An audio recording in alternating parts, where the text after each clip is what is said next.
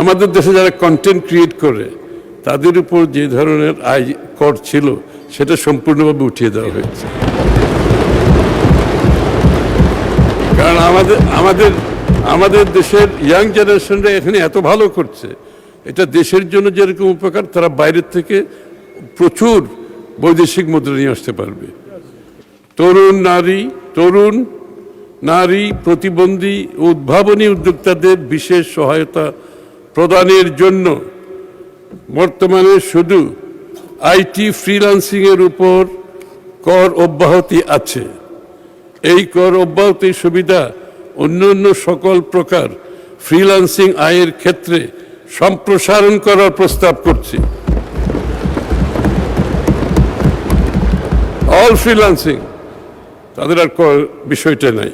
এর ফলে ফ্রিল্যান্সাররা তাদের আয় বৈধ পথে ব্যাংকিং চ্যানেলের দেশে আনতে উৎসাহিত হবে। তরুণদের উদ্ভাবনী কাজে উৎসাহ যোগাতে সকল ধরনের কন্টেন্ট ক্রিয়েশন হতে আয়কে করমুক্ত করার প্রস্তাব করছি।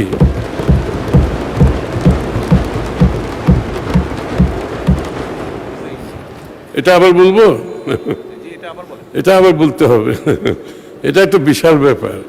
আমাদের দেশে যারা কন্টেন্ট ক্রিয়েট করে তাদের উপর যে ধরনের আয় কর ছিল সেটা সম্পূর্ণভাবে উঠিয়ে দেওয়া হয়েছে।